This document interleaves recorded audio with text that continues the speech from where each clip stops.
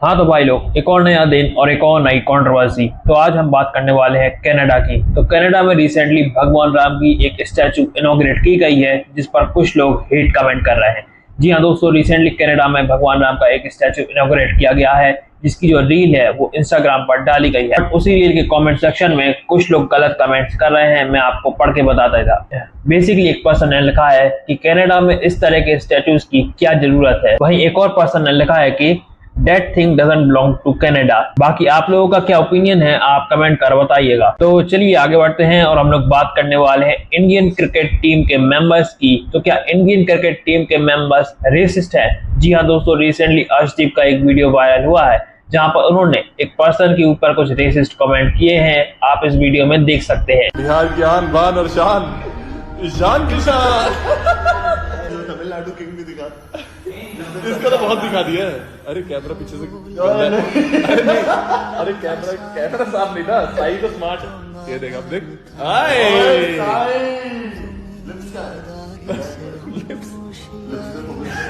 Lips नहीं दिख रहे। बाकी आप लोगों को क्या लगता है कि अर्शदीप ने ये कमेंट इंटेंशनली किया है कि नहीं? आप कमेंट कर बताइएगा। तो चलिए आगे बढ़ते हैं और हम लोग बात करने वाले हैं प्रेमानंद जी महाराज की। तो जैसा ही आपको पता होगा कि प्रेमानंद जी महाराज और जगत गुरु रामभद्राचार्य के बीच में रिसेंट में काफी बड़ी कंट्रोवर्सी हो गई थी। बेसिकली रामभद्राचार्य जी ने प्रेमानंद जी के ऊपर एक कमेंट किया था कि प्रेमानंद जी को संस्कृत जो लैंग्वेज है वो नहीं आती है, जिसके बाद होना क्या था, इनके ऊपर काफी ज्यादा कंट्रोवर्सी हो चुकी थी। अब रिसेंटली इस कंट्रोवर्सी के बीच में शंकराचार्य जी ने भी कमेंट किया है और कहा है कि संस्कृत जो लैंग्वेज है वो ना आना क्या विद्वानता का प्रतीक है। बेसिकली उन्होंने कहा है कि कई सारे ऐसे संत हुए हैं जिन लोगों को संस्कृत आती नहीं है, लेकिन वो आज भी संत की उपाधि रखते हैं। आप इस वीडियो में देख सकते हैं। प्रेमानंद जी को गलत कह रहे हैं। और प्रेमानंद जी क्यों गलत हैं? क्योंकि वो संस्कृत नहीं बोलते हैं। तुलसीदास जी, जिनकी पीठ पर आप स्वयं बैठे हुए हो, उन्होंने भी तो अवधी भाषा में रामचरितमानस लिख दिया। संस्कृत में क्यों नहीं लिखा उन्होंने? क्या संस्कृत बोलना ही विद्वत्ता होती है? क्या गोस्वामी तुलसीदास जी विद्वान नहीं थे कि वो अवधी भाषा में महाकाव्य की रचना कर रहे थे, अवधी भाषा में राम जी के गुणगान कर रहे थे?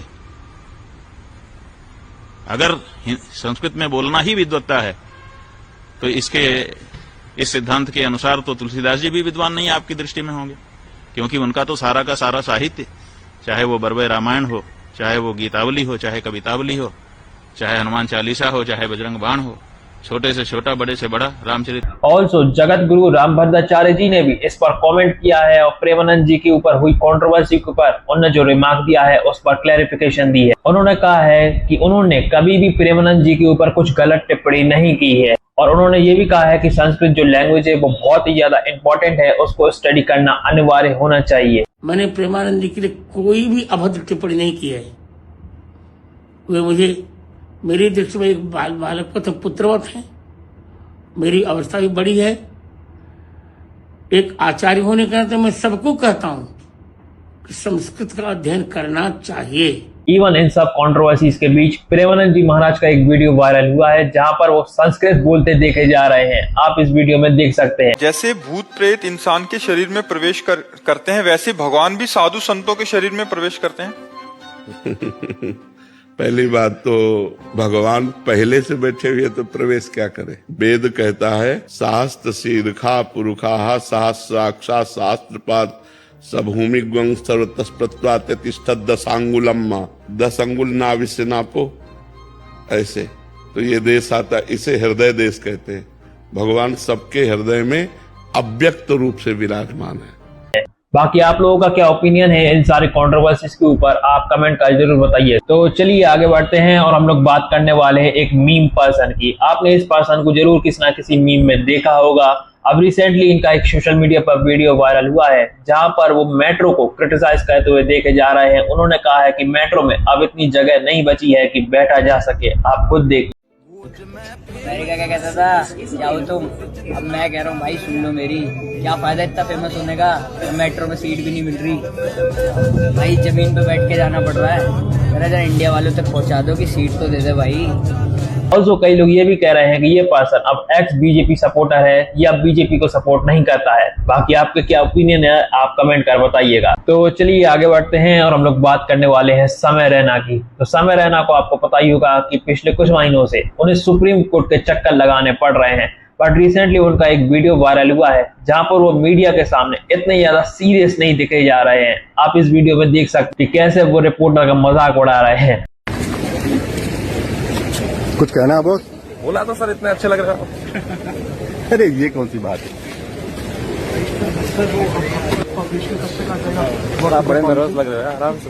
नहीं सर, बहुत पॉलिटिशियन मैं आपसे गिर गया चाहता हूं।